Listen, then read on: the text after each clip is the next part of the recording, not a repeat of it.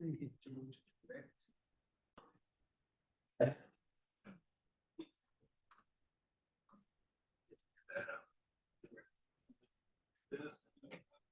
had to the hair.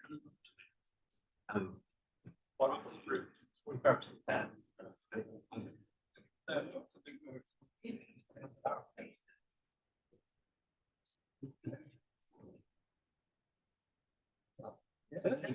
Stop being.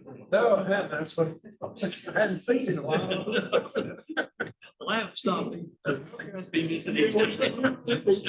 That's right.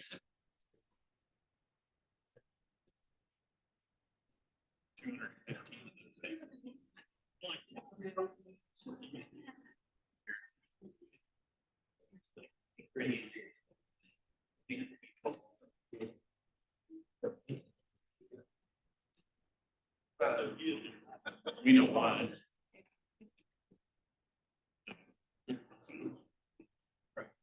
Yeah, it's kind of great.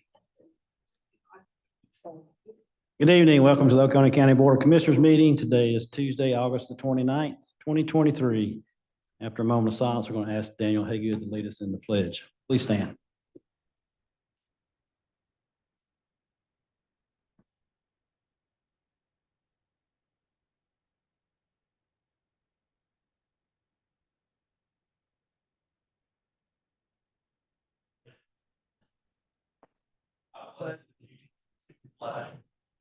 States.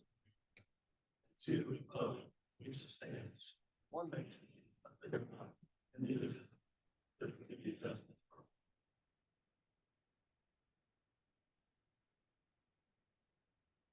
So our first item of business will be to approve the agenda.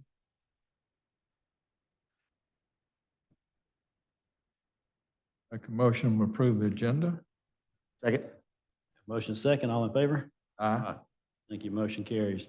Next item is statements and remarks from citizens. This is for anything not on the agenda for tonight. Any statements, remarks from commissioners? No, sir.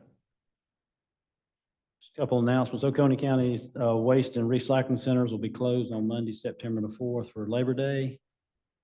Also, our town hall meeting will be Wednesday, September the 20th. It'll be 6 p.m. in this building, in this room, actually.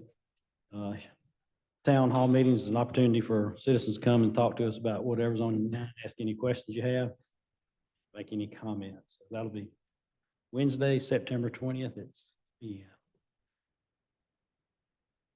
Next item is businesses involving guests and our Chief Judge, Eric Norris. You got the podium for discussion of probation service. Yes, sir. All right, good evening. I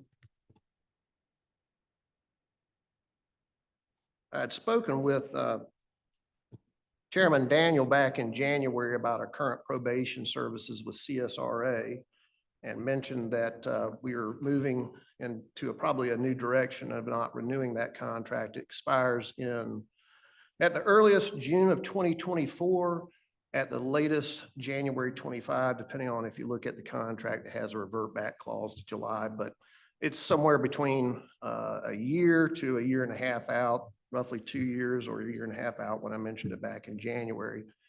In March, I met with the chairman and I had several people with us, the sheriff, I think, the magistrate judge, probate, clerk of court, and a guest who's the chief probation officer in Athens also, to just talk about some opportunities that we could have in moving in a different direction. Going forward, since that time is coming to an end in the next year, year and a half. And so basically back in July, I wanted to reach out and see if y'all had any questions about this. I hadn't really heard anything back from the previous information I had provided. And so Chairman Daniel had suggested we put it on a working agenda item. So here we are. So I guess the question is, what questions do you have? I didn't have any questions at all. Okay. So the contract, you want to go to circuit-wide probation, basically, right? Not necessarily. I think back on our discussion in March, basically what we have is either an opportunity to create a county probation, which has its benefits, but also has its potential cost for starting that up. And I'm fine with that too. I don't have any issue with that. Or a circuit-wide probation, which actually may make better financial sense. And quite honestly, with the customers that we have that come through the courts, a large part of them do not reside in the county. A large part reside outside of our county in an adjacent county and some of the other adjacent counties, and having the opportunity to have a circuit-wide probation where we can do arrest powers, home visits, job visits, on-site screening and drug testing at the time, pretrial release monitoring, being able to just do the business that the court needs for those who have come through the court system efficiently, effectively, but also keeping the public safety measure in mind would be a good opportunity. And I think really for the board, we'd like your input. Whether you'd like to go with a county probation, which could be authorized, or through a intergovernmental agreement with Clark County misdemeanor probation, which is really talking with Chief Pulliam over there. It would have to be a redesignation through the misdemeanor probation oversight unit, MPOU. They're the ones that govern misdemeanor probation.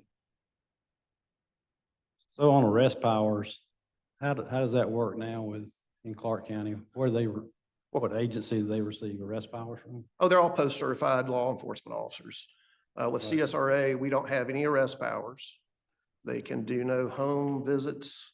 They really don't have the ability to do work or job site visits. There's only, y'all correct me if I'm wrong, one full-time and one part-time, two full-time now. Two full-time individuals. They're handling Colbert Municipal Court, Watkinsville Municipal Court, Winterville Municipal Court, Probate Court, Magistrate Court, and Superior Court. And so that really stretches the limits of what MPOU allows as far as the number of cases that can be actually managed effectively according to their guidelines. And let me just say, the two ladies that I work with here are excellent. I have no issues with the job they've done. They're attentive, they show up, they're good with our customers. They do everything that we ask them to do. But quite honestly, they're limited by the scope of their employment and the contractual terms that are a part of that, and the limitations of not being post-certified, not being able to do home visits, not being able to go to do job visits, do on-site drug testing, not being able to do a pretrial monitoring, things of those nature. And so really, I think what we found is, and I'll give you a little history. In 2000, maybe 2001, the state of Georgia decided that they would move misdemeanor probation to either a county or private probation. So where the state used to provide that, they allowed for two different options. I wasn't on the bench in 2000, but I believe we had a contract through Sentinel. And I believe when I came on as magistrate judge in 2005, I signed the contract as the magistrate judge. I believe it was with Sentinel. Somewhere around 2011, 12, Sentinel got sued. They left the state of Georgia. CSRA, I believe, picked up a certain number of their contracts. And then somewhere between 2005, maybe 2010 going forward, I believe the contracts had been with CSRA. And the last one being signed, it was effective July 2019, but signed in January of 2020. So we've had 20 years of growth. We've had 20 years of seeing the county change. We've seen a lot of changes in the courts. And where we are with the courts now, we need to make sure that we're moving forward with the services that we need to provide for the citizens and for the customers that come through the courts. And those are being monitored and supervised for these misdemeanors. And understand, just because a person's on a misdemeanor didn't mean it didn't start out as a felony. We have a lot of cases that have started out with felonies and have become misdemeanors. And those are usually individuals that need a little bit more attention, a little bit more time and care and checking on, supervision, maybe drug testing, things of that nature. And that's where, again, the scope of CSRA's services have really kind of reached the limit for where we need to be, especially if we're going forward in the next 15, 20 years as we see the growth continuing, not only in the county and in the services, but in the courts. So have you had any discussions with CRSA on what services they provide or anything? I know what the services they provide. I haven't talked to them. You've had no conversations with the company that provides? No, I mean, doing our assessment, I started looking at this back in, I want to say June or July of last year. So I became chief judge in April, May of 2020, right when the pandemic hit. So we know everything kind of hit a reset button. We had to do things a lot differently. Coming out of the pandemic in 21, we had a backlog of cases, and we've been moving through those cases as much as we can. Misdemeanors are a little bit easier to move through because the punishment is not as high. You're likely to have probation. And I started looking at, well, I should say, let me go back. In October, November of 2020, as the chief, we hired a new probation officer for the misdemeanor probation in Athens. His name is Chief Mark Pulliam. He was a 20-something plus career officer with Athens, Clark County Police. I think he was on a drug task force at one point, and then he became the campus police chief up in Clarksville. And when this job opened up, he came back and applied for it, and he was the #1 choice among all the judges. And that role, he works directly underneath the chief judge, whoever the chief judge is. We rotate every 2 to 4 years. So just for understanding, probation is a court. It falls under the court services. So for probation, chief probation officer, they would report to the chief judge for any of those decisions, monitoring, and of course, the hiring or firing, quite honestly. We have to do the evaluations. And I would assume it would be the same thing whether we did a county probation or if we did a circuit-wide probation. But when I hired him, he and I met frequently to talk about trends, services, needs, supervision. And so I've worked with him on a very regular basis since his hiring in 2020. And so when I saw the trends here in Oconee and where we were kind of reaching the cap on the services that CSRA could provide, I asked him to look into how we might be able to do a circuit-wide probation as an option. I don't think he'd be authorized to make a recommendation for a county probation. That would be something that y'all would have to do and look at structure and things of that nature with input. I know the sheriff is not really wanting to do probation, and quite honestly, I think it would probably be somewhat of a conflict of interest for him to do probation. So you'd have to have an independent county probation side. But with that, I asked him to start looking at numbers and tell me what we've got going on and what can be serviced, what can be done. And so after doing that, employing and collecting that data, I presented that to the chairman initially in January and then in March. So the arrest powers, can the Clark County probation make arrests in Oconee County? Well, no, they can't right now, but if we designate it as a circuit-wide probation, MPOU can give the certification for them to be a circuit-wide probation unit so they can do the services within the circuit. So As a circuit probation officer, they'd have the arrest powers. So the arrest authority is not through Clark County Police Department, it's through the agency. They are not aligned whatsoever. Athens Clark County Police Department is a creation of the Athens Clark County government. The Athens misdemeanor probation is a product of the courts. It falls directly under the courts. They don't answer to anybody but the courts.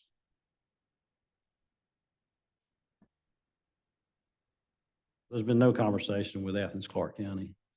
I wouldn't talk to Clark County because they wouldn't be providing any services. It would be the misdemeanor probation.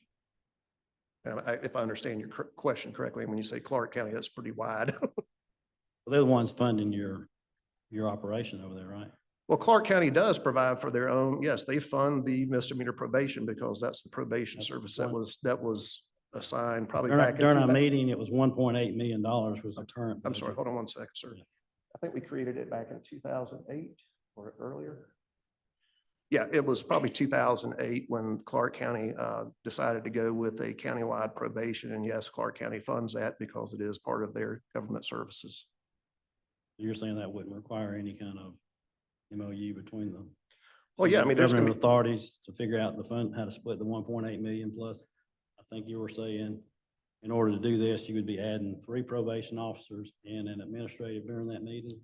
Well, no, I'm not saying that. That was a proposal, but that's why I came to y'all to say, you have an option between doing a circuit-wide probation or a county probation. If it's a county probation, I'm fine with that as long as it meets the specifications that we would need to make sure the services are provided based on the trends and the needs that we have. And yes, the county would be responsible for funding that. So we're shifting the burden of the probation from the user to the property owners in Oconee County. Well, I think what you're saying really is that county has an obligation to provide public protection, just like it does for the sheriff's office, just like it does for the courts and probation. So that is a necessary form of government that, yes, I'll be paying those taxes too. I'm saying that we're doing that now through the private entity that's contracted with Oconee County to provide those services. Yes, So I have sat down and had conversations with them, and they're meeting all the elements. They produce paperwork that shows they're under the MPO, whatever agency. We'll let them have an opportunity to talk about their services they provide. Arrest powers they do not have. Like, that's the only thing there. Just talk about the growth from Superior Court. It just has hit its pre-COVID levels in 2020.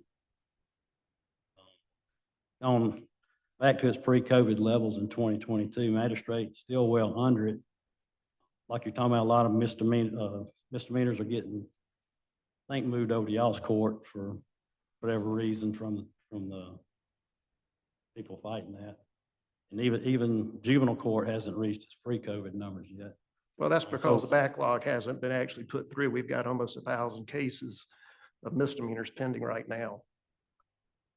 So when that hits, it's going to wildly exceed the MPOU standards for a probation officer. I can tell you, as of the end of the quarter in, I believe it was June, I don't have the numbers for Colbert, but Miss Snow and her partner were right at 486 cases. That doesn't count pre-trials. I think Judge Conley has 250 pretrial cases that are, let me look. Yeah, 215 pretrial cases that they can't be supervising.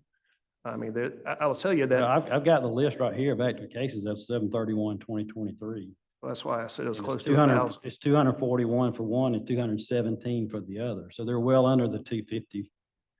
Well under the 250. Not according to their, hold on, let me get my stuff. Community supervision. There we Could I ask you a question? go. Right Yes, there? sir. Just so I'm cleared up with the Okay. folks that Clark County uses, are they employees of Clark County? Yes, So they draw their monthly check, Yes. bi-weekly check from Clark County? yes.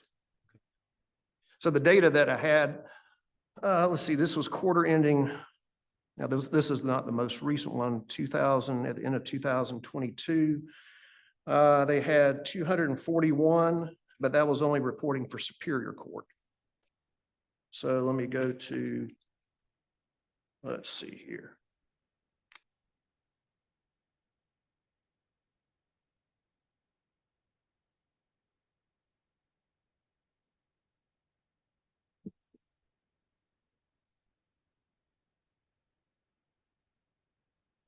Sorry, I've got a lot of paperwork. I had it at roughly, because I didn't have Colbert, it was 486 probationers. And that's only on probation, not pretrial. Out of your court system. Out of what? Out of your court system.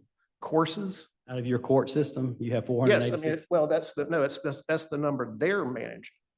See, So they're managing 486 people plus pretrial.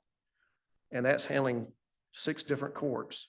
So when you talk about MPOU, one person should have at the max 250. all right, so I and that think we're doesn't talking semantics here, and I spent a lot of time, and I think part of the problem is, in the past, I thought the court system was managing contracts, CSRA, that was negotiated, brought to us for approval. Yes, So there's obviously, if if you hadn't been communicating with them, there's been no communication about any perceived deficiencies or actual deficiencies communicated back to CSRA. And you spend a lot of time in Clark County talking to them, obviously, from what you talked about earlier, you're spending. Right. And then Oconee County's had no communication, no one looking at it, so. Well, that's why I sent it to you back in March, sir, so you could actually look at it and Right, provide some of those I've details. looked at it. I've been looking at it. I've sat Sure. down and talked with a company that y'all selected to do this. And they're producing documents here showing their active caseloads per employee that are meeting. Now, how this ties back, and I still got a lot of questions to deal with them to learn. Because we're obviously going to have to manage the contract from here forward. So we're Well, I think we're in a different place. So the contract ends in a year and a half at the earliest, a year at the earliest and a year and a half at the longest, and we're not intending to renew the contract. was our contract. Um, It's our responsibility as a governing authority to provide probation services. Let me read the law. Please do. Upon the request of the chief judge of any court within a county and with the express written consent of such judge, so it'd be magistrate, probate, superior, the county shall be authorized to enter into a written contract for either private probation or county probation. Without that express consent, you have no authority to do so. So the authorization we have now expires? Pardon? The authorization we have now expires? No, you're still under a contract. The contract can be terminated by CSRA with 30 days notice. No, If they wanted to- our authorization ends with the contract? Yes. Okay. Because you We can't, may have a enter- different, well, you can't deal. enter into another contract unless the court consents to it. Because it's. we have a difference of opinion on that. Okay, and well, so that's, I Before we, understand. before we go creating a whole new bureaucracy here. entering There's not a into- bureaucracy there, sir. This is a public protection for the courts. That is being For the provided. sheriff and that for every protection service- of the sentences through probation services that are mandated. It is a duty of the county to provide a probation service. But we as the persons that have to work in it daily, who manage these people, sentence these people, they have to be supervised in a way that is appropriate. And at this point in time, CSRA is not going to be able to meet those objectives. At the end of this contract, we are not intending to renew it. But that's an interesting interpretation when you hadn't sat down and talked with them. You haven't communicated anything. Every service other than being able to arrest person. I'm arrest- sorry, I'm hurrying. Every service you mentioned, Yes. other than arrest powers, is provided by this company. Yes, I think you're looking at numbers, Chairman, versus actual work. Somebody can't go to 6 different courts, have 486 people. There are no home visits that I'm aware of. There are no on-site drug supervision. There is no going to job sites to make sure they're employed. There is no arrest powers, transport powers. These citizens that are, most of them who are on probation, are in the Athens area, maybe Barrett County, adjoining counties, because they like to come over and shoplift in Neps Bridge. That is probably our biggest crime that we have is shoplifting. The other part that I think you need to be aware of is that for probation services, there is a probation fee, and that's fine. That's what they're contracted for. However, where I think it gets into a situation, and we face this just every single day, is the law says the court shall waive, modify, or convert fines, statutory surcharges, probation supervision fees, when it is shown that a defendant has a significant financial hardship or inability to pay. A defendant will be presumed to have a significant financial hardship if they are indigent. If they're indigent, that means someone who earns less than 100% of poverty guidelines. I can tell you that most people who I had a 20-person calendar yesterday, probably 16 of them were represented by the public defender's office. In the probate court, I think the majority, I'll let anybody else add on to it, majority of those individuals are represented by the public defender's office. So if they're represented by the public defender's office, they're indigent, and the supervision fees must be waived. So it concerned me, this is where I came to it back in June or July of last year, is we have so many indigent people in this area that are coming through our courts. They're typically not our citizens. Our citizens usually don't have to worry about going to Walmart and paying for whatever it is. There are a lot of other people who come to Oconee County to commit thefts. And when they apply and they receive, and I have, that's based on those state guidelines. When they come in and we have to do supervision, and if they meet that indigency, then we have to waive those fees. And I realize with the numbers that we have, whether CSRA makes a profit, that's up to them. It's not our worry. In fact, part of the contract says you are supposed to not, you're supposed to take indigency first. My concern was if they become, and I can only imagine what it must have been like through the pandemic and coming through the pandemic and after the pandemic and having these indigency people coming before us and us waiving their fees, at some point it may bite into their profit. And that is what is okay, because that's what the statute says. But there was no other alternative. There is no plan. There is no contingency. There is nothing in place right now, should they decide to terminate, or if we had a reason to terminate. So that's when I started planning. I said, we need to look at this. We need to have something that makes sense. We need to have something that's going to work for the next 20 years. Just as we've done for 20 years, I think we've done a great job of making sure that the county has had what it's needed, but we've kind of changed and evolved, and that's where the courts are evolving too. And so this is one of those services that we believe needs to evolve. I have another question while Sure. you're thinking.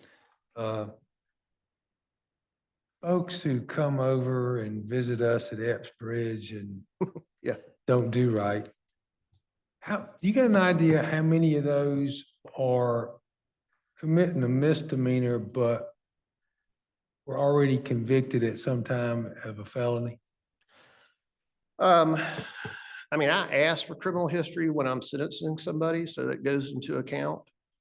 Like I had a gentleman yesterday who stole credit cards out of a gentleman's car at Epps Bridge. Guy found out his cards were being used. He actually was able to find the guy in the store, chased him down. Police came, arrested him. And he had felonies. Now, these were felonies because they were credit card fraud. It just falls into one of those, but they're not violent crimes, right? But when I started asking the history, he had 16 cycles with lots of thefts by taking, receiving, aggravated assault, things of that nature, and he did not get probation. So yes, when I'm asking, even if it's a shoplifting, I ask, are you on probation somewhere? What is your history? I ask that every single time. The other thing I'm curious about, and you may have gone over it, and I missed it, so I apologize in advance. If this is a Clark County operation, if those folks are employed, they're getting their check cut through Clark County. So listen, I'm not advocating that you just do Clark County. Okay, I think that may be something that's not being communicated well. It really wouldn't make any difference if it was Greene County. I'd probably ask the same question. Something, I think probation services is a serious thing that you have to do, and it needs to be done well. But, I'll just say that sometimes governments don't agree. I agree. And they don't want to have anything to do with a neighbor. So that Which is sad. But it's true. But it's true. It's true, yes. And so that would be a concern I have. If something happened, didn't have to really to do with anything particular, but then they don't want to come in your county anymore. So that's So I think this is where I could answer that from a different maybe giving a little bit more detail to this. Again, I'm not saying you should do a circuit-wide probation. If you're going to do anything, a county-wide probation. But you're going to have some initial startup costs. You'd have to have someone who's certified for 5 years to be a lead probation officer. You'd have to have at least 2 people, probably 3, quite honestly. You have to have arrest powers post-certification. And so those would be some initial startup costs that I'll ask y'all to look at. That I'd ask you to look at when we have these discussions going on forward. To have a circuit-wide probation does make sense in the sense that the 4 Superior Court judges are running back and forth. We're seeing these people on 2 different sides of the county line. Sometimes they're getting misdemeanors, sometimes they're getting felonies. And so with a large part of the misdemeanors that are being committed coming from an adjoining county, we would have the ability to supervise them there in that county. At the same time, I think you would find that having those extra bodies can help because it can be a robust team that is included within what the county and what the circuit is doing.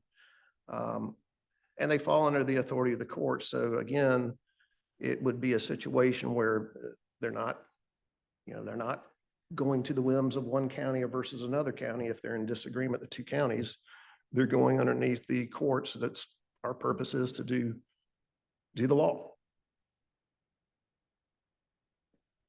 Let me ask you one more. Is there an example, another jurisdiction, another circuit that would fit what you're talking about? I don't know right offhand. I mean, there's not like a database that I go out and check and say who's got circuit-wide probation or not. And a lot of these bigger counties are just got 1 county. Yeah. You got, I'd say for the Oconee circuit where you have 8 counties, you couldn't do that probably. The fact that we're contiguous, that we're very close, we're only about 10 or 11 miles between courthouses, that we're not talking great distances. Yeah, But thank you. also that they already have the structure built.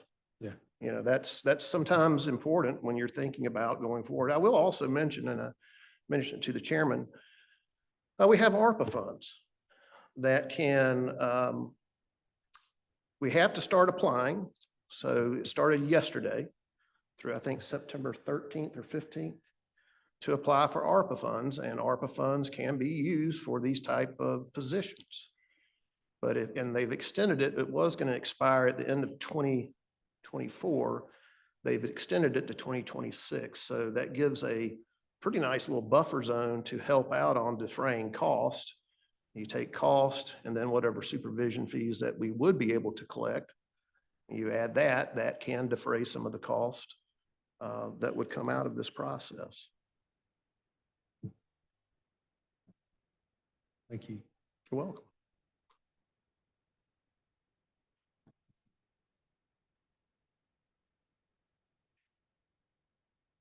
Just Norris, just so I understand some of the stuff, because I'm not a judicial expert and probation expert on anything. So I just want to make sure I understand some of the stuff that came out tonight. That your recommendation is we go to a circuit probation or a county probation. Yes.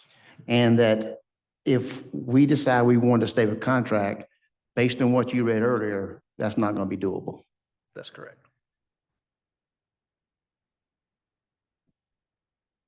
There is a difference of opinion on that. Yeah. That shall be authorized to, we feel like we are authorized to continue until something happens. We definitely cannot change from one system to another without Superior Court approval.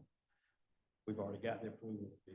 Well, you have And the then approval for what's the the contract. definition? What's the definition of a county run? Well, the statute says, upon the request of the chief judge of any court within a county, and with the express written consent of such judge, the governing authority of the county shall be authorized to establish a county probation. So if myself, Judge Hunsinger, Judge Conley say, we give, our desire is to have a county probation, we authorize the county to create it, then the county would be authorized to create it. Would So that there's not, nothing- That, but would that not be already said for the, authorized to have the private probation. Pardon? We're currently authorized for private. yeah, that's what I was gonna say. Well, aren't we currently authorized to have private probation? Yes, and we're doing that, and it expires in a year and a half to a year, and at the end, it's only up for 5-year renewals, and we're not renewing it. So when the contract with the private, with CSR, was that basically, when that was decided, how many years we had that? You've had it for 20 years. 20 and years? So I can tell you over the 20 years that I've been well, I didn't sign it in 2020 because I was no longer a chief. The discussion between the judges over the last 10 years, especially after Sentinel was sued and some of the issues that came out of probably not some of the best practices in private probation. We honestly debated many times. Sometimes we were late in signing the contract because we were not completely comfortable with CSRA. We're comfortable with Dana and now Anna. We're comfortable with them. We like them. We want them. I'd love for them to be around. My goal would be to hopefully invite them to, if they wanted to, I'm not going to steal anybody's employee, but if they wanted to apply for something, I think they would be excellent people because they've worked so well with the courts, with law enforcement. But at the same time, the judges have had those discussions at least since 2010 that we're really not that comfortable with going with private probation. But I don't think there had ever been a look, and quite honestly, with the pandemic and what kind of changed, it hit a big reset button. So, and listen, we've been very cognizant that this is a cost, but at the same time, it's been a deferred cost for 20 plus years. And we're not in the same place we were back in 2020, or excuse me. Yeah, no, 2005. So, yeah, part of my job, just like y'all's, is you do long-term strategic planning. You made a long-term strategic planning for roads, zoning, housing, this building, things for our future. We do long-term strategic planning. And we look at what are our trends, what are our needs, what are the things that are going to allow us to do our job the way the law says to do it. And that may come to a cost for the county, but that is something that is absolutely necessary that we have to do. And so CSRA is limited by the scope of their services and what they can do. What we need is not just people coming in a door, doing an intake, meeting with them on a phone, and running to 6 different courts. Great people again, but they're bound to the terms of their employment. I cannot say, Ms. Snow, please go check probationer X at their house. That'd be a dangerous situation. She's not post-certified. She wouldn't have a backup. What if something went wrong? She doesn't have the time to be able to go to those job visits. She doesn't have the transportation to do so, except maybe on her own dime or if they reimburse her. So I understand numbers, but we're talking about people, and we're talking about people under probation and supervision, and that requires more than just numbers. It is listen, yesterday, doing a sentencing, I've got someone who was on a misdemeanor, very bad health situation. And I had to go through a number of questions. How much were they making? How much was this? And they were already represented by the public defender. And so I had to waive their fees because that's what the law says. But, I'm dealing with people every day that when they come before me, they're asking for mercy. And so what I'm having to do is make sure if they're admitting to a crime and they're going to be put on probation, that I am holding them accountable, but not just at the door when they leave the courthouse. And that's been one of my bigger concerns. Again, not the people. If you can tell the sheriff to stop arresting people, that'll slow our numbers down. I don't think he's going to do that. And if he's going to keep arresting people for violating the law, they're going to come through the courts. And they'll either go to trial or they'll plead guilty and they'll be sentenced. And when they're sentenced, they need to be supervised. And that's not something that CSRA dictates. That's what the courts dictate, because we need to set the parameters for what we need based on what we see and do. And so we are their customer, And our customer, as a customer, we're saying we need something different and we need to move in a different direction. And so I'm asking y'all, if someone wants to be on a work study with me or talk to the judges or sit down and see how the sausage is made, not just from a number standpoint, listen, I'll invite y'all to come to court. When's probate court next Thursday? You're going to see a pile of bodies in a probate court. I'm not sure when Superior Court has, who's got a status or we call him time soon. I mean, you're going to see, how many do you usually average?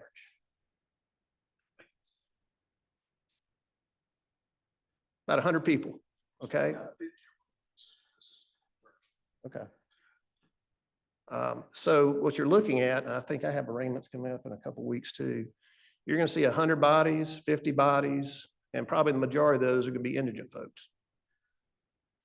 And if you want to see how that actually works and listen to the people, or when you come to a final plea day and you hear what we do, you see the people, you hear their stories, that's where we come into play. And when we're making those decisions to put people on probation, we want to ensure that we're doing our job for the public safety when they leave the door. Let me ask you this question, then, Yep. Judge. The currently probation that we have in Oconee County, they man an office. They man, and probationers come in and out. Yes, On a daily basis, do you have an idea how many numbers that is?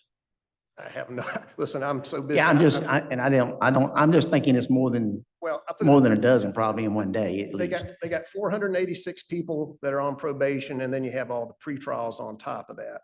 And so I don't know how two people running between 6 courts could spend time in their office meeting people and checking on them or going to their houses or to their jobs with the amount of time they have to spend with us and in other courts. So And I totally understand that. The point I was getting to was, if we post-certify them and they're going out and knocking on doors and finding probationers because of certain things, they're not going to the courts. They're not going to do the things you're talking about doing because they're out knocking on doors. So my question, I guess I'm just, because I don't understand it Sure. 100%. It seems to me that post-certifying them just going to add to the workload that they already have. And also the amount of people is going to have to double or triple. well, that's a good statement, which is it manageable for 2 people? No. Do you need 3 people? Maybe. Do you need 4 people? Maybe. I mean, we don't control how many people get arrested and when they come to the courts. We just do our business. And when you have people that are not being able to be properly supervised, they're probably not going to be doing the right thing. So, yeah, I mean, listen, this is the first conversation I think we've had in 20 years about this. Yeah. And that's why I brought it up at the 2-year mark before the contract expires, so we could have this hard conversation, which is the courts are going in a different direction based on the needs. The county's going to have a burden to meet those needs in one form or another. There is a way that we can do that to soften the blow. We can use ARPA funds. We can use potentially existing structure. We can create our own structure. But at the same time, you'll have to make sure that it actually meets the needs. So that is something, and that's specifically why I brought this up in January and March. And, with time ticking, that's why I reached out to y'all in July. And so here we are. I got another question. Yes, sir. The longer we talk, I get it. Well, you were the chief of police, And I trust you. I do not want to go to court unless I have to. We'd like you to come to I work. understand. But I'll just take your word on that. If I need to go, I'll go, but I've seen plenty of it. And let me just ask some detail stuff. The money we're talking about in the arrangement, if it were to be Clark County, Athens, Clark, and I'm gonna get them mad at me. But was it a split of what they're already paying, or we add to what that their budget is? Let me I haven't even gone down that path, because what I wanted to do was, before that contract expires, I want to either know county probation or circuit probation. Okay, well, I'm just, But I've got some numbers here. okay, for you. we can get to that later, but the other point, I think I heard something about three early in the conversation, 3 officers. Well, there's 2 right now, and that's maxed out. Okay, but we're talking about folks that are certified. There's thought no I one heard- certified here. I know that, but I think early in the conversation, it was something I thought I picked up on that, what if it was an arrangement with the other member of the circuit, there would be an additional 3 So, certified officers into that group. I just had Chief Pulliam just run an idea proposal, just Yeah. so we could have some numbers, and I shared that with Yeah. the chairman back in March. Basically, it would be 2 probation officers, but they could go back and forth, because if it's a circuit-wide probation, you're not limited to Oconee County. You can go Yeah. back and forth between the 2. Okay. And so they already have a staff of 18, 20, I think it is. There would be an additional to what they have, and all those, if it's 20 total, then they could be in both counties in the You circuit. interchange. Basically, you plan for, what do you need in Oconee to handle the Oconee cases? At least 2 people. Okay, that would be at least the need. And then we understand that there could be some, maybe a 3rd person, or that 3rd person can come from Athens and work the courts out here. I mean, it's plug and play for us. When we're in Athens, the misdemeanor probation is going from municipal court, state court, typically not superior court unless we have a case that's pled down to a misdemeanor. Mhm. And then here, we've got superior court, probate court, and magistrate court that are doing misdemeanors in addition to felonies for us. So the officer, they're working for us. And so whether they go from Clark County Municipal Court, State Court to Oconee Probate Court, if it's under a circuit model, it's under the courts, and, just plug and play as you need to. But I mean, Clark County is not going to fund Oconee County positions, and Oconee County is not going to fund Clark County positions. So that's why the proposal that we sent basically had some, and I'll send it out to y'all if you'd like me to. I don't know, was it shared with you beforehand? Okay, so you saw the Oconee County probation proposal? Yeah, we talked about the numbers. It was 230,000 for 2 officers, 1 admin, Yes, with no discussions with Clark County about the infrastructure and sharing of vehicles and all that kind of stuff. yeah, I mean, At that's. the just a time, his talking budget point. was $1.853 million. So just quick math on a percentage basis would get us probably close to $500,000 if something could be worked out. I don't know. We haven't even gotten that far because I'm not making that suggestion tonight. That was just a Okay. working proposition. I think the real work begins tonight is to decide, one, when the contract ends, do you wish to have a county probation, and what is that going to look like for you? If you want us to give you an answer tonight, Well, I guess you can give me an answer. I think the question becomes, when the contract expires, it expires. And the question is, what do you do? but do we need to make that call No, tonight? That's what I'm. No, Okay. sir. Okay. That's why I've done a 2-year notice, and now I'm at a Okay. 1.5-year notice and saying, we need to come up with a plan that makes sense. Y'all would need to look at what it would take with input for the needs that we have to ensure probation is meeting those benchmarks. What would that cost look like for you? Also understanding that we can make requests for ARPA funds, but we have to hit those at certain times. And so we want to make sure from a budget cycle, for example, if the contract, I'd say the contract says, whenever you sign it, it reverts back to July 1st. So technically, it would expire June 30th of next year. If we went with the last signing date, it would be like January 24th, 2025. So if we went on the earliest date, you'd be getting into next year's budget cycle, which would start probably in January or February. And so I think it would be a good idea to start looking at what would it take to have a county probation, post-certification, the needs to make sure those things can happen. But then also consider, if you're to do a circuit-wide probation, and see if there are some things that can be done to alleviate concerns and weigh out the pros and cons of those, whether it be money or structure or equipment or personnel. I think those are some things that when it comes down to the money side, I think that's where y'all have to kind of flesh some of that out. I'm just here to give you those two options. And I'm listening, and I promise you, I'll be glad to talk with all of you, but not while you're having court. Well, we can wouldn't be sit having down time and- to talk to you. Yeah, I understand all that other stuff. I know what it's like to get all kind of stories. But, I got to get a better feel, just the lay of the land, because I can see some issues on both sides. Well, I would tell you, if the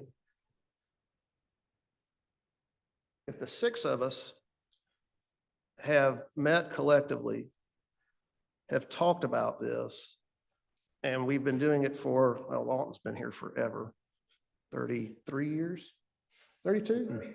32 years, okay? I know, he was.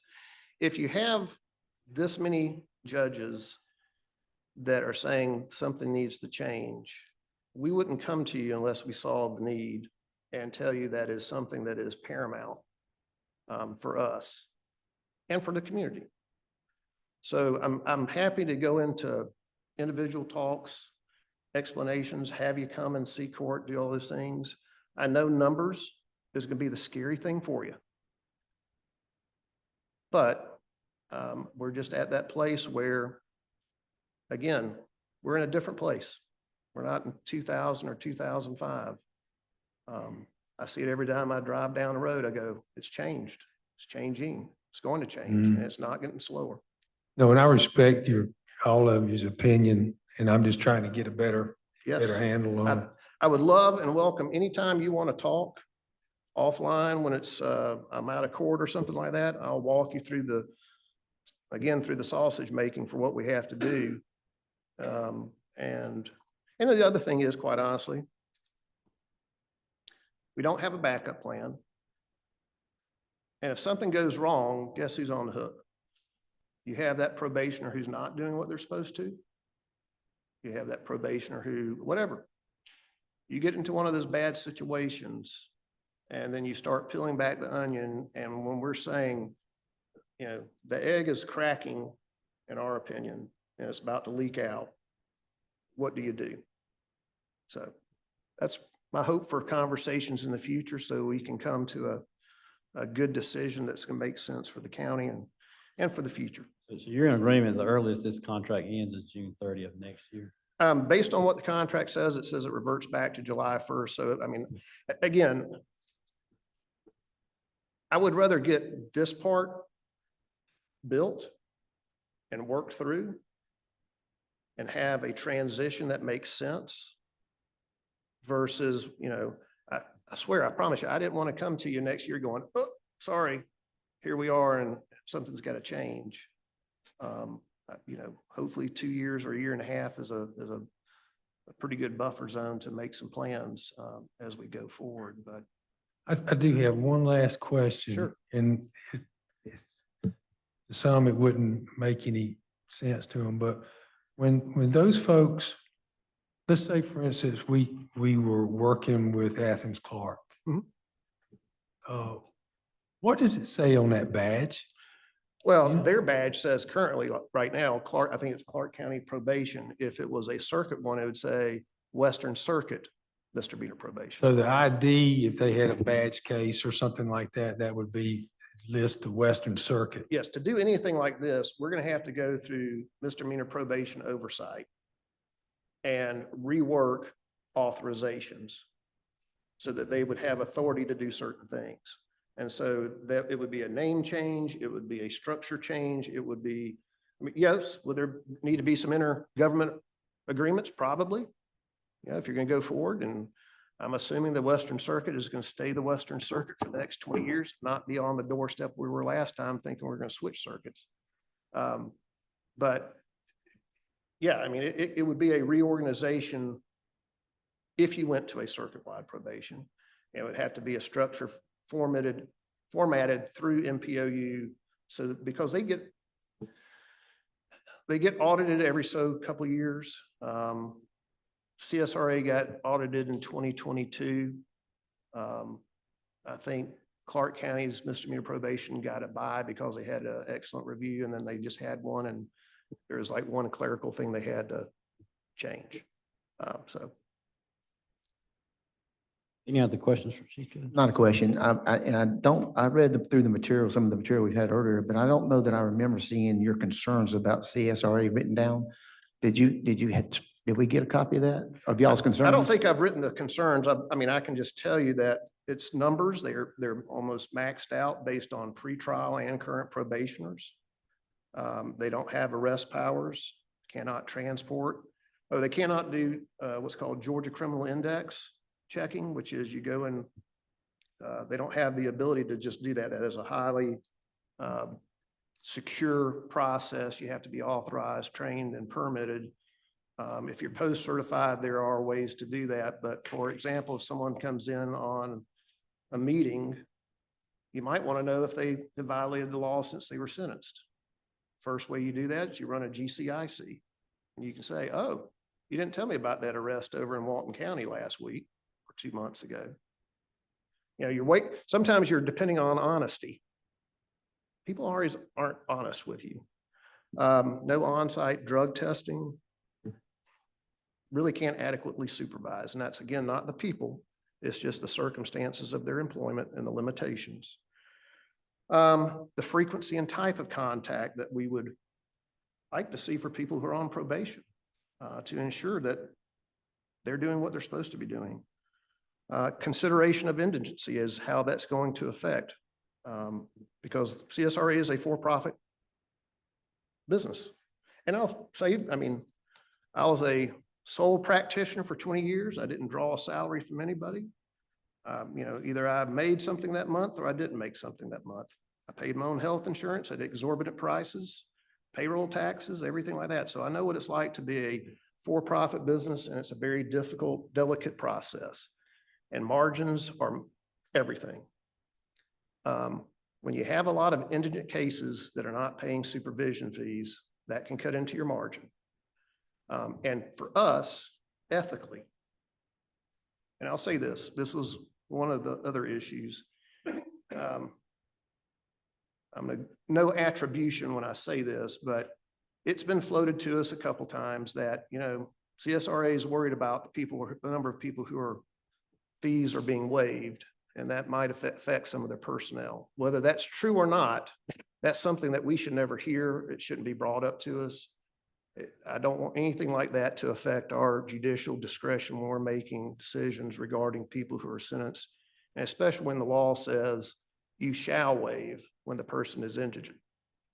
You've not heard that from the company itself. I'm not going to give any attribution, sir.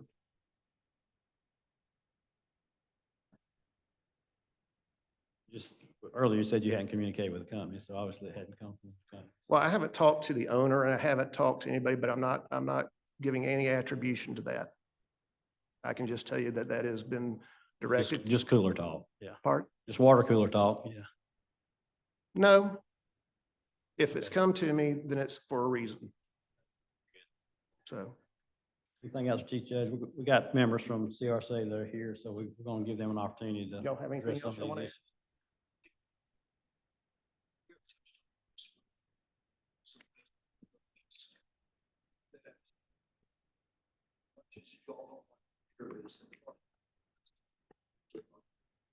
It is so helpful for people to get drug tested. We're seeing more and more need for that here. That is, it's cumbersome. It can be done, but it's certainly not as accessible as we could have if there was that circuit-wide situation. They've got the machine there. They can collect the samples here, take them. You can have the person report there, because if it was a circuit, you can say, go to the drug lab. Which is exactly what I was touching on about. We're seeing felons that are pleading misdemeanors. They've got a drug history that while we wouldn't be drug tested for, you know, speeding necessarily, but they may end up, since they've had another shoplifting that's a misdemeanor, they have a drug history that they test. I mean, I just, that's an important piece to it. I tell you, we could probably go on layers upon layers of the things, but that would take you all night long, so. Thank you. Sure. I'm Judge Connolly. I'm the magistrate judge here in Oconee County. One of and so I'm the one that's actually doing a lot of the pleas now for misdemeanor shoplifting. That's whenever I took over from Eric, when he was the chief magistrate judge, they didn't do pleas in the magistrate court. But so for the last several years, I've been the one that's been able to handle the pleas for the shoplifting cases that we're talking about. And I think what Judge Norris is trying to do is really try to be proactive, because there has been a downturn in handling a lot of cases, but not from the judicial side. There's a lot of pending cases, and there'll be a lot coming when they start getting processed.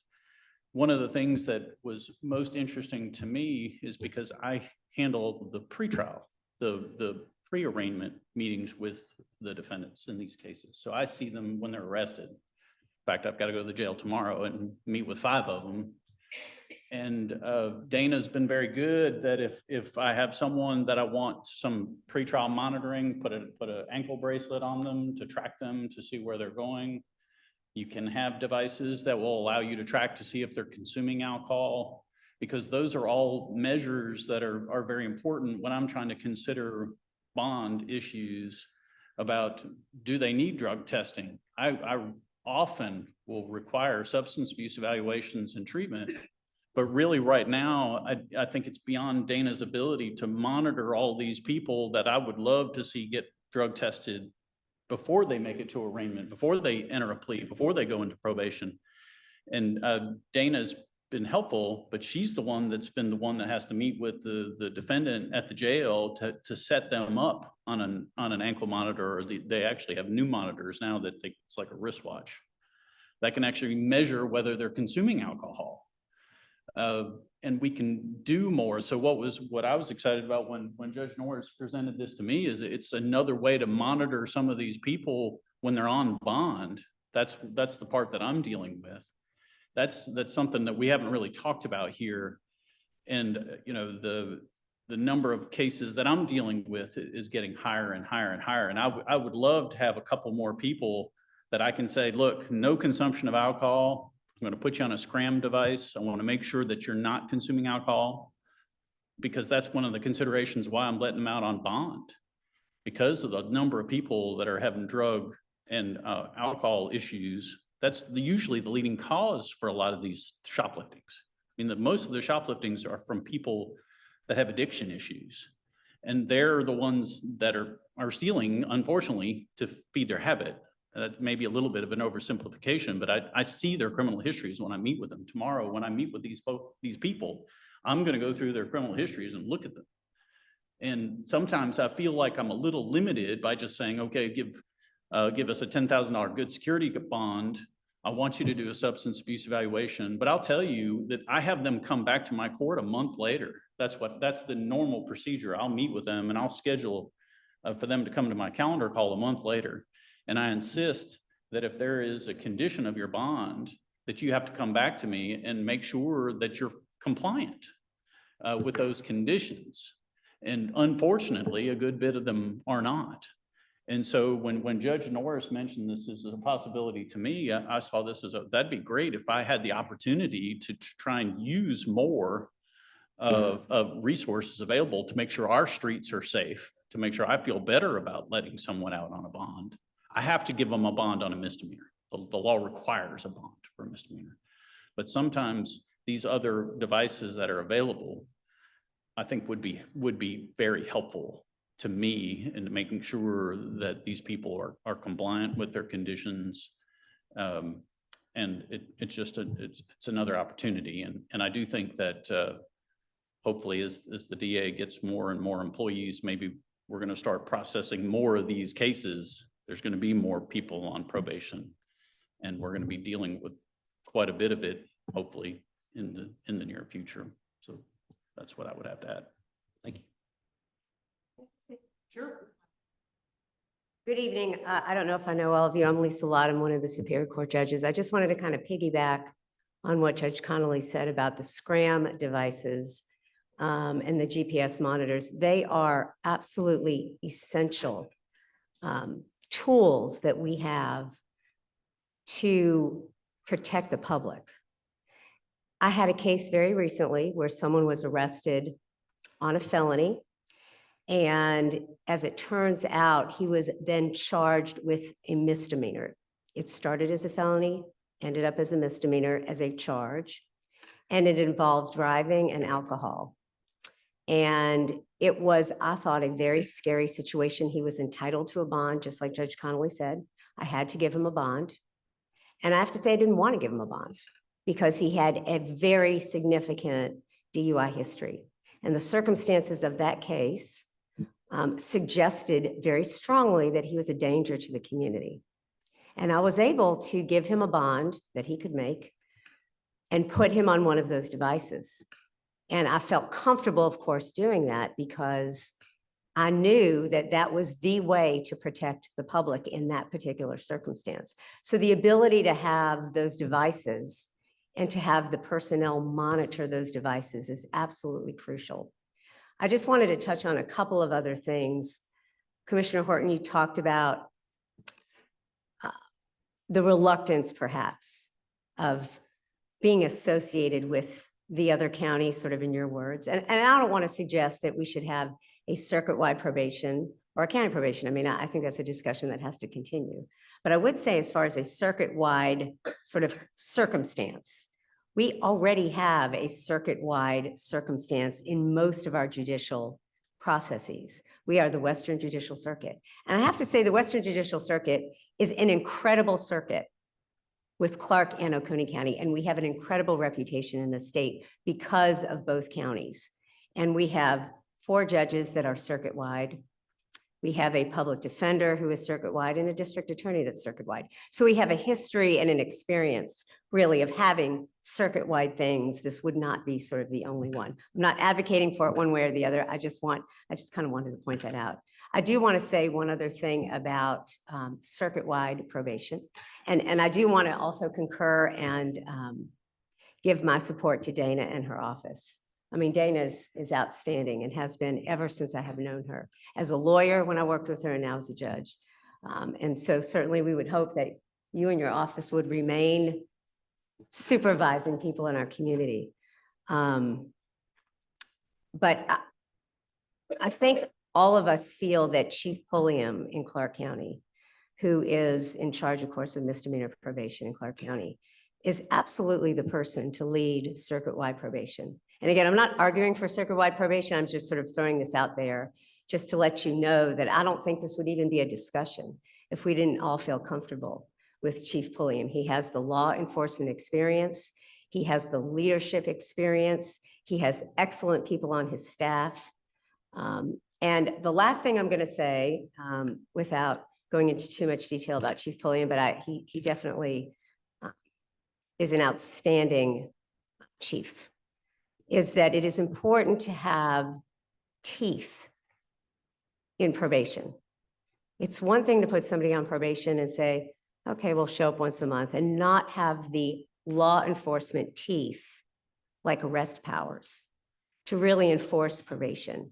That component, I would say, is absolutely crucial to prevent people from treating probation like a joke, from going out and doing whatever they want, getting arrested in other counties and not really having any significant consequences. Having arrest powers is, I would say, a very crucial component that we're missing. Thank you. Let me address, since you called me out. Nicely, I didn't call you out. I Well, wasn't that's trying to fine. call you out That's fine. in a bad way. Yeah, well, my opinion is if I agree to something, I like to have as much protection for my folks. And sometimes relationships between governments, not the judges, but the governments can cause problems. So trying to avoid those. I agree with you. I think somebody that has arrest powers and can take somebody immediately to a lockup facility because they broke a violation, I agree with you. I just want to make sure if I were to agree with that, that because something else happened that had nothing to do with the court system, that's arrangement wasn't broken real quickly to where we had nothing to fall back on. That's just experience. I understand. It's a complicated issue, but I appreciate your attention. I appreciate All your right. time. Thank you. Thank you.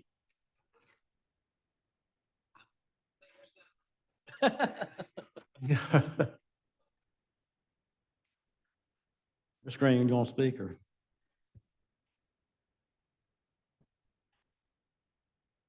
My name's Steve Queen. I'm the Director of Business Development for CSRA Probation Services. And I don't want to get into a family squirrel. That seems a little bit like what this is. I'd just like to state that CSRA Probation Services has served the courts here in Oconee County, has served the county for well over 10 years. And that's our purpose, our goal, and our direction. Many of the things that the judges have mentioned as services they would like to see, we could adapt to those and provide those. Can't meet you with arrest powers because we're not allowed to do that. But as someone that's been in the probation field for over 30 years, most of that in the misdemeanor field, sometimes you can upper supervise someone and cause them to violate. It's a delicate balance. So although they may, feel the threat of coming into a post-certified officer and having to report to them, sometimes they do feel that threat and it actually keeps them from wanting to come in and report. So you've got all kinds of dynamics going on. You've got the costs associated with it. You've got our financial structure. And I can tell you, if it was a situation of where we were not able to sustain our operation, we'd have been coming to you well before this and saying our arrangement needs to change or we need to leave. We are very sensitive to the growth in the courts that we serve. When there needs to be additional personnel, we put on additional personnel. And as a private entity, we don't have to wait for the budget cycle in order to do that. We do it based on our business metrics that we watch every day and keeping our ear to the ground about what's coming our way as far as the new judge is taking the bench, prosecutor is working through a backlog of cases, so we can be prepared for that. Some of the services that Judge Lott mentioned, we provide pretrial supervision in 3 of the largest jurisdictions in the state of Georgia: Augusta, Houston County, and Floyd County. We have over 300 individuals on some type of electronic monitoring device of all types. So, and quite frankly, I think we're one of the experts in that field. So if those are the services that you want, you probably wouldn't get anybody better than us to provide those. And whatever your needs are, we'd be glad to sit down at the table and try to meet those needs and do it the best we can, just like we have been doing. Anybody has any questions, I'll be glad to respond to them. Got a question for you. I've just been kind of taking all this in.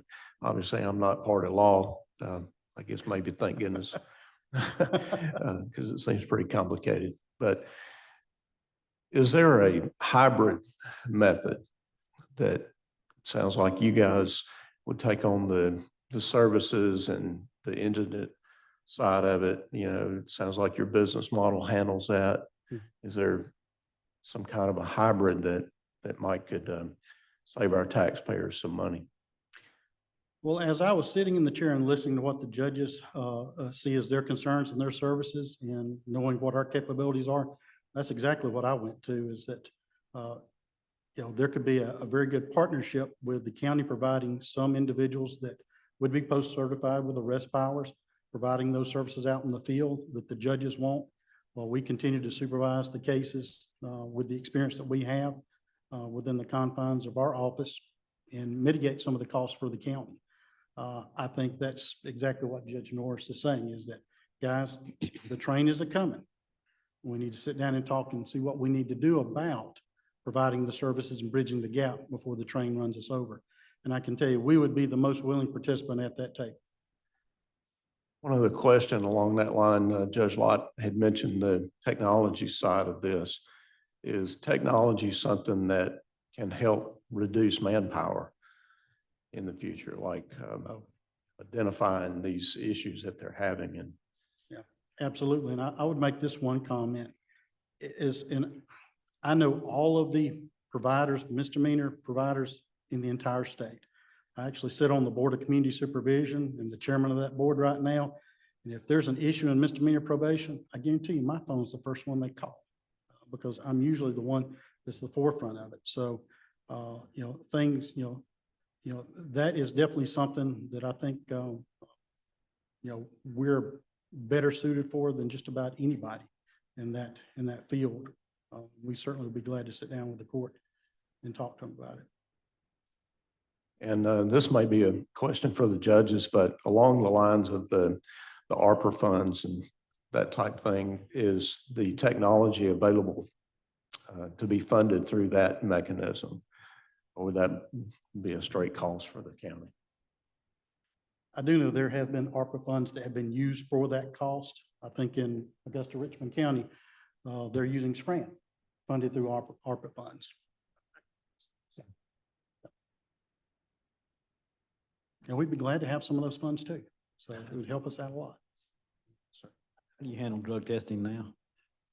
We do it inside our office, on-site drug testing, and we do have a contract with the drug lab in Athens, Clark County. So we can send individuals to that drug lab now to have tests performed. And there was some mention of numbers. Mhm. How do you handle if you ever get an influx? So you report numbers to the state. Is that monitored? Oh, yes. How are you doing on your metrics as far as our contract meeting the standards of the state? As you mentioned, Commissioner Dent, we're just under it right now. And of course, we're watching those metrics very closely. One of the things we do have the ability to do is that we have offices, in the surrounding area. So if there's an influx of workload, we can bring individuals in temporarily or permanently to help us with that. If we see it's going to be long-term, then we add additional staff. And like I said, we don't have to wait for a budget cycle in order to do that. We just look at our business metrics and what the need is, and we move forward with that.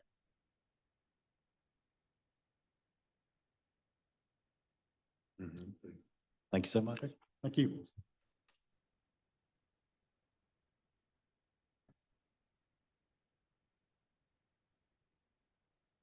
Oh, sure. If you want to address that question I had. The restrictions on ARPA funds, they change. So sometimes they open them up. In fact, I'll tell you just on a non-probation related matter, I think we got asked for and requested and got approved for close to $700,000-800,000 in technology updates to the courthouse. That's not going to be funded by the county. So that's an increase, for AV visual, audio visual, things of that nature. So if we're out here in Oconee, we can talk to the Clark County Jail without having to transport inmates. So that's a great boon for the county that we've been able to do through ARPA funds. ARPA funding could be used for some of the matters what we talked to about probation officers, things of that nature. I do think that it's always wise to say when we talk about fees and fines and things of that nature, the statute's pretty clear about what we have to waive. And so, one of my concerns, and again, I'm not going to dispute some of the things you can do, but we also have to look at a $40 per month supervision fee, $20 a test for a drug test, $25 for confirmation from a lab, $10 for an alcohol screen, electronic monitoring, a $25 install fee, $10 per day. So roughly $300, $335 in a month. Electronic monitoring for GPS active is $25 install fee, $12 a day. So that's probably closer to $350 a month. And that's, if you had someone who has to do restitution also. Alcohol monitoring, $5, alcohol monitoring with a scram, $25 install fee, $10 a day. So if I had somebody who I said, well, I need you to be on an ankle monitor and on a scram, you could be looking at close to $600 a month or a misdemeanor. And so, again, theirs is a for-profit business, and I understand that. I support a for-profit business. Again, I work for profit. for many, many years. I don't work for profit now. I work for the statute. And I have to look at people and make decisions. And so that's why it's regularly that, we're doing indigent 6-month GPS monitoring because that's what we need. So, we can talk numbers and we can talk people. We deal with the people on a daily basis. And so I look forward to those conversations. If you wish to reach out to any of us as a group, I know you can't meet as a group with us as a group unless we're here, but if one or two among you would like to sit down with us at different times, again, we can walk you through that process. I appreciate the frank discussion we've had tonight. It's my intention to give as much notice as I could about the impending contract ending and to have these discussions and come up with a solution that's best for Oconee County. Thank you.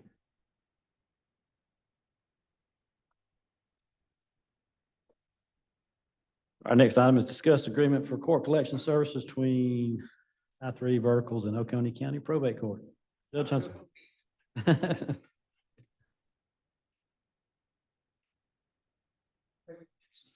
Not gonna listen to Judge Huntsinger?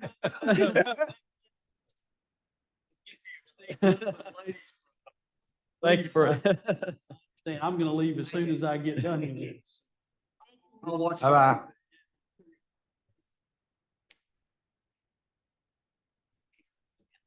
Yeah. All right, good evening. Thank you again for this opportunity to come before you. Just an update in support of the collections agreement with GHA. Hopefully you'll vote for approval. This is about raising money for the county. I came for you 2 years ago and asked for the collection service that the court had not been utilizing for a few years prior to that.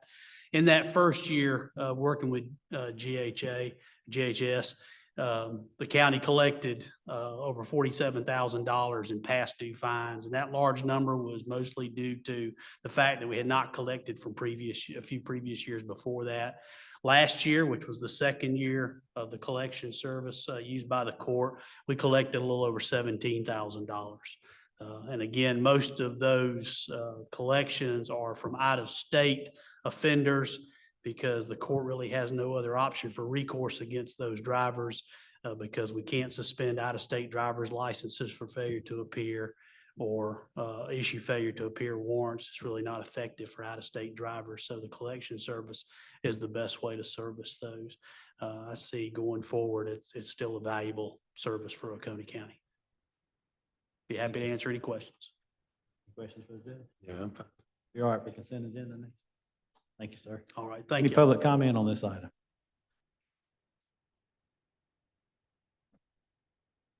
Next time, discuss the 2023 resurfacing contract modification. Jody?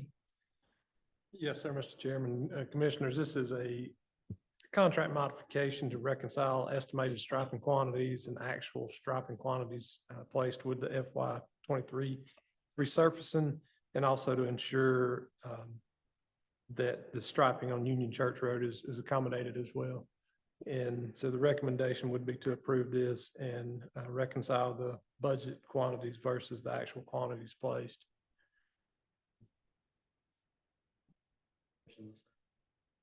What's the dollar amount? It's 16,000. I don't know the exact dollar. I'm sorry, I didn't put it in there. It's less than $17,000. There's no change to the budget. It's just adjusting. the That's actual correct. contract. And if We're approved, still under budget, it's just making a change to the actual payment mechanism. Any other questions on that? If you're all right for consent agenda? Any public comment? The next item is discuss the admin building GDOT and right-of-way dedication. this item of business is a little housekeeping for the right-of-way encroachment permit that we obtained through Georgia Department of Transportation for the construction of the new roundabout that's out here at the building. Required a little bit of dedication of right-of-way, and that's so that the splitter island on our side of the roundabout would be included in the DOT right-of-way and would be their maintenance from once it's accepted forward.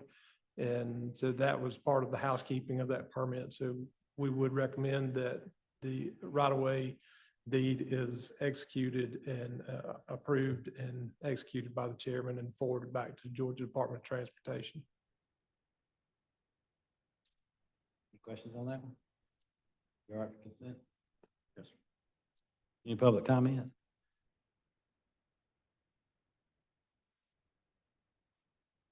Next item is discuss the abandonment of Hillsborough Road, North High Shell. So we have a process here. And as all of you know, there have been discussions between North High Shells County about county abandoning the portion of Hillsborough Road that lies within the city limits of North High Shells. And they've indicated they're interested in that. And so the process, when you do that, has an additional step. Tonight's the first step. What the board would need to do is notify North High Shells that it intends to abandon that portion right away and to ask them, do they want to accept it? Once they accept it, we'll come back and we'll start the normal process of having public hearings and notifications. The only difference will be within those notifications, within that process, it'll say North High Shells has indicated they want to accept that as part of their right. So tonight, for the agenda setting, or for the consent agenda, you would just be notifying North High Shells that the county intends to institute abandonment proceedings and needs to know if they're interested in accepting that right away of Hillsborough Road. We feel pretty confident they'll accept that. They had a public meeting and heard from their citizens about keeping that road so they can maintain the speed bumps. One question, will that also, they take the responsibility about the drainage issues? That'll be fixed before. We're already working on that. So anything in the future, they'll have to. I mean, that's kind of what prompted I assume one of the issues was the, So we went in, had agreement with them to split the cost of trying to figure out a engineering solution to the drainage. About, according to our engineer, about 25% was coming from the roadway and the other 75 was coming from the park. That was going to be too invasive for the city, so they backed out. We went back and had them, the plans redrawn. Don't impact park property that much. And we've also putting in a, what do you call that thing? Some type of storm drain for the water. Hopefully that'll catch some of the park, but it's not going to fix the problem totally. So Right. It'll be it's a drop in there. catch base. Water, some of it could go into the market drainage basin. We're hoping this solution will help some with the park drainage, but it's not going to fix it all. And they'll take care of that maybe more. We've already got equipment, supplies delivered. We'll take care of that over the next few weeks. And then by the time this abandonment done, it'll be done and they'll take over a properly functioning drainage system. is that the only street that they have the speed humps on that's county? It is county owned, yes. That's the only one. They do have it on some of their city streets, not like those. They do have some throughout the city. You all right for consent agenda? Any public comment?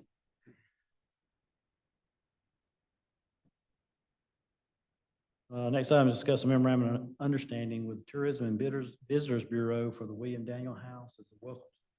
Thank you, Mr. Chairman, Commissioners. As you're aware, the Tourism and Visitors Bureau intends to move the Welcome Center, or is in the process of moving to the William Daniel House for their Welcome Center. As part of it, we've entered into a memorandum of understanding between the Oconee County Board of Commissioners and the Tourism Visitors Bureau of how the arrangement will work. One is essentially a 50-year lease, 1-year annual renewals for the use of the William Daniel House. And then they will be responsible for ongoing operation and maintenance costs. On the reimbursement side, the county will likely, as far as a lot of those utilities, pay on the front end and send reimbursement from Tourism Visitors Bureau, so they will ultimately bear the costs. Unrelated, but you'll also see on the next agenda, as part of it, the county does intend to do the repair to the William Daniel House, including the restroom and coincidentally with the Eagle Tavern at the same time as part of the historical SPOS funds. The Tourism and Visitors Bureau has voted to appropriate of their funds up to $50,000 to make sure they have enough money to bridge any gaps left over. Next week or 2 weeks from now, I'm going to ask the Board of Commissioners to appropriate their hotel motel dollars for said use, just as a housekeeping budget amendment as well. Happy to answer any questions you may have. I had a couple just that from comments from the citizenry. What's that? Bit of paper. Outside the current office, there's I call it a track rack where you can, the maps or whatever. Where will that go? Will that stay there, or will it go to the William Daniel House, or will it go to the Eagle Tavern? Talking outside the facility itself? Yeah, where you have the maps and all or am I dreaming? Is there Courthouse was so long ago. it's right outside the door of the Visitors Bureau, Visitor. Yeah, so that would not be part of the lease space anymore. So unless there's further arrangements made with the landlord, it would either, I don't know the specific Tourism Visitor Bureau plans for that usage. Well, if there is a conversation about having a central location, I assume the Eagle Tavern would be an appropriate place for somebody, if there's as I call it, a track rack. I could certainly convey the commission's desire to find a central location for that. I mean, if somebody wanted a map or, there are places where people can go to get information about that, if they didn't want to drive to William Daniel. I could certainly convey those wishes, ask them to find a location for it. All right, are they still giving consideration as far as some specific hours for the Eagle Tavern, or is it only going to be on an as-needed basis for opening of the Eagle Tavern? Their intention is to have hours associated with it that'd be advertised. Okay. Thank you. Any other questions? Consent. Any public comment? Next item is to discuss and consider the new alcohol license application for La Cabana Lopez LLC. Thank you, Commissioners. Yes, La Cabana Lopez LLC has made an application for new alcohol license for retail consumption on premises of beer, wine, and distilled spirits. They're currently operating as La Cabana Bogart, but because of a small change in ownership, they are changing names. The registered agent will be the same. He has completed his training and their application is complete. The request is for immediate approval and vote tonight, so there's no interruption of business for this restaurant.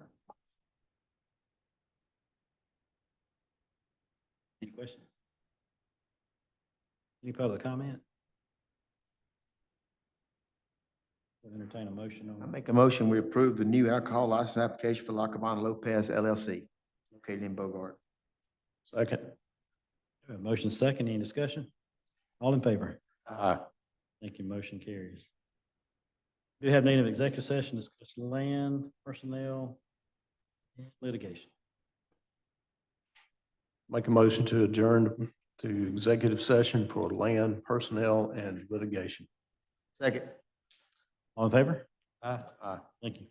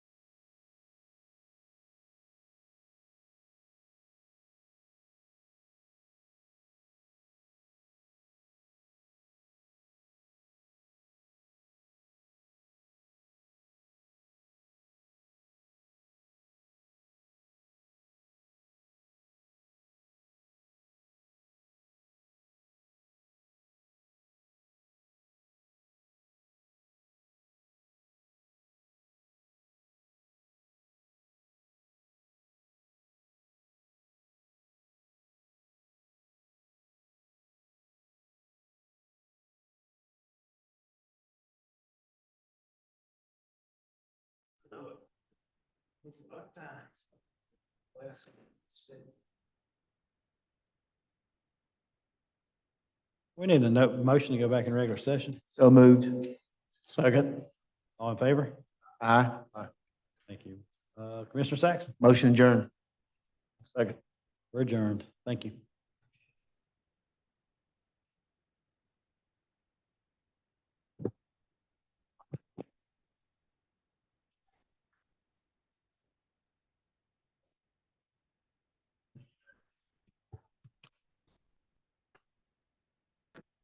Out on us.